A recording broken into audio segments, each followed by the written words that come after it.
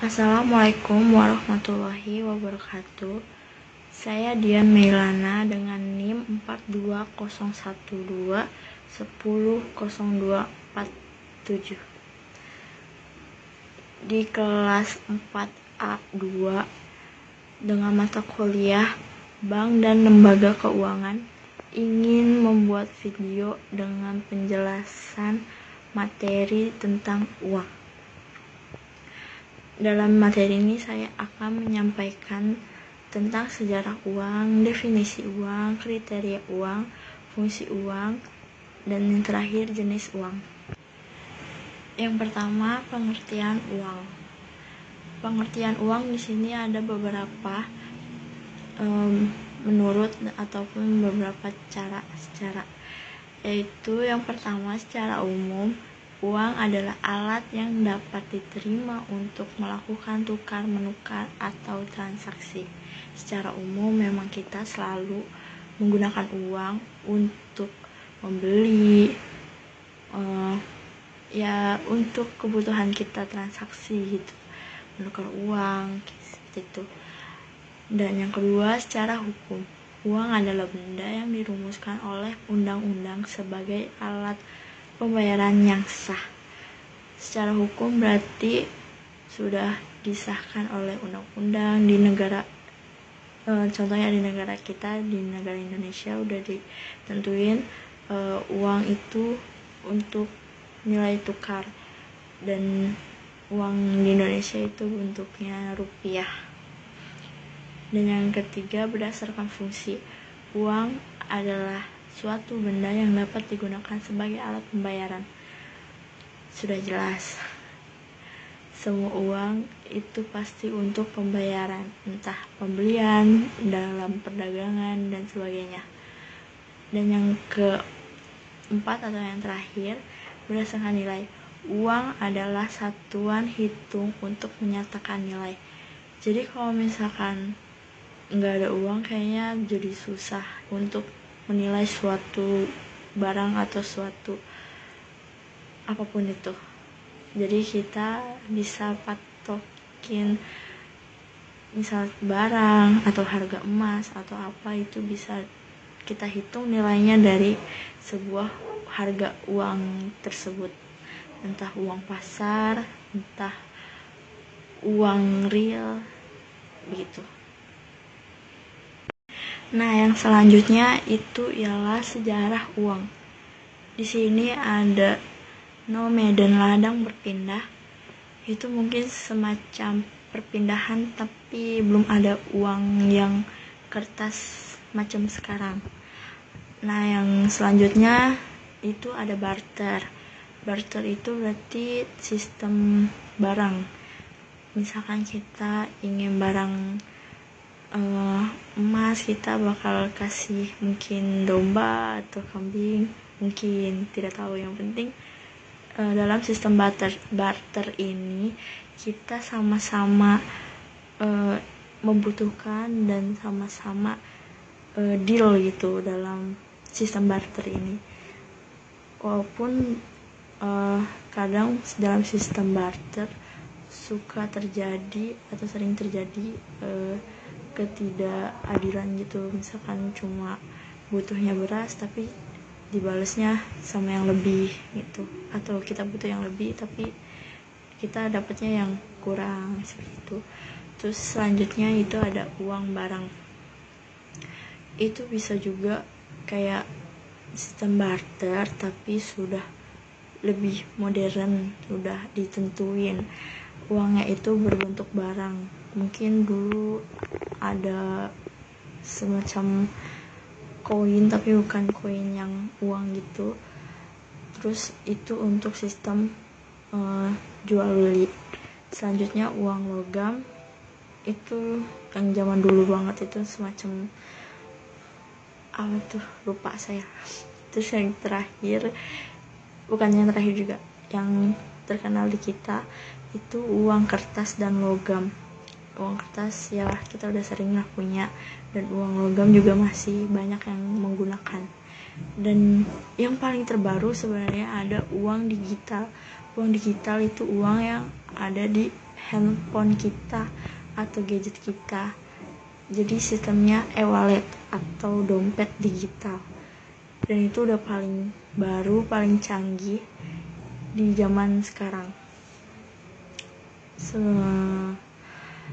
Dan sepertinya lebih memudahkan lagi dibanding kertas, atau biasanya kalau uang kayak gitu dibilangnya cash, kalau yang itu non tunai, seperti itu. Dan sekarang juga sudah banyak digunakan non tunai itu di mana-mana, seperti di tol, parkir, atau bahkan makan di warung, seperti itu. Selanjutnya saya akan menjelaskan tentang jenis-jenis uang. Yang pertama, berdasarkan nilai yang terkandung dalam bendanya.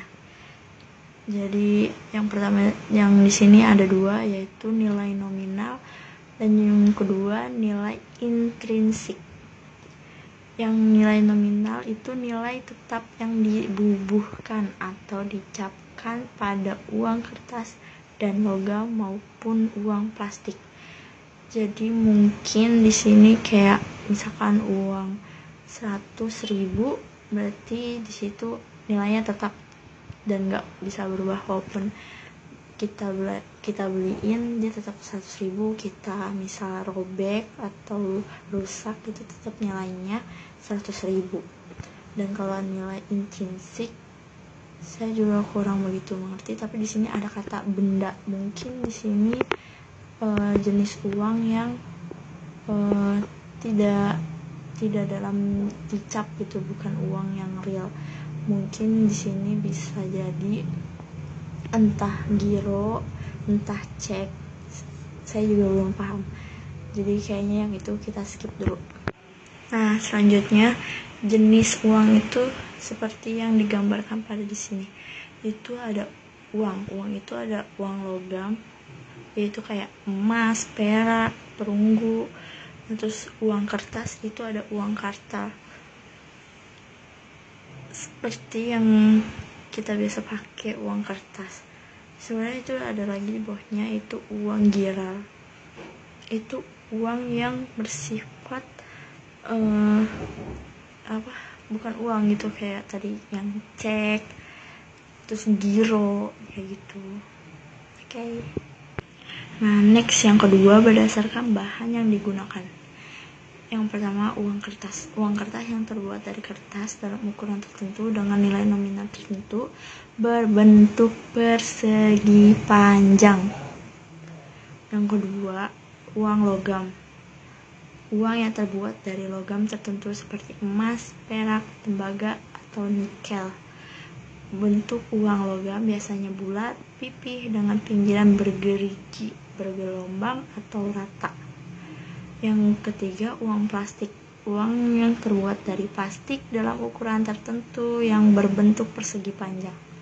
Jujur yang ketiga itu nggak ada, kayaknya jarang juga yang kita biasa pakai itu terbuat dari uang plastik. Oke, next. Selanjutnya yang keempat, berdasarkan negara. Uang yang dikeluarkan oleh negara sendiri disebut mata uang dalam negeri, yang secara hukum hanya berlaku di negara yang bersangkutan dan harus yang sah. Seperti kalau di Indonesia itu rupiah. Dan uang yang dikeluarkan oleh negara lain disebut mata uang asing atau valuta asing. Jadi kalau kita ke luar negeri itu kita memakai mata uang asing dan sesuai negaranya, sesuai negara yang berlaku. Yang terakhir yang akan saya sampaikan di video ini yaitu tentang fungsi uang. Sebagai alat utama dalam perdagangan, itu ada beberapa fungsinya. Di sini yang pertama, satuan nilai. Itu untuk menilai satuan hitung, nilai ukur umum, dan standar nilai. Di sini ada fungsi primer. Misalnya untuk menghitung rupiah, untuk menghitung dolar, terutama dolar Amerika, karena pusat Bank Dunia itu memakai uang dolar Amerika, US dollar. Yang selanjutnya ada alat tukar atau alat pembayaran. Sudah jelas uang adalah perantara tukar menukar dalam perdagangan. Itu udah fungsi primernya. Yang ketiga, mungkin beberapa ada yang melakukannya, yaitu alat penimbun kekayaan. Ya, sewaktu-waktu dapat digunakan untuk memperoleh barang dan jasa. Di sini bisa juga bukan menimbun sih, tapi seperti tabungan, nabung di bank, atau menyimpan beberapa uang, itu bisa juga di sini masuknya. Dan yang terakhir, untuk pembayaran hutang sebagai alat pembayaran tertunda, itu fungsi derivatif karena diperoleh dari fungsi primer. Jadi kalau misalkan kadang kita pernah menghutang, jadi uang bisa jadi, pasti jadi alat pembayaran dalam hutang tersebut. Misal hutang budi juga, kita bisa juga menggunakan pembayaran hutang dengan uang. Sekian dari saya, mohon maaf dan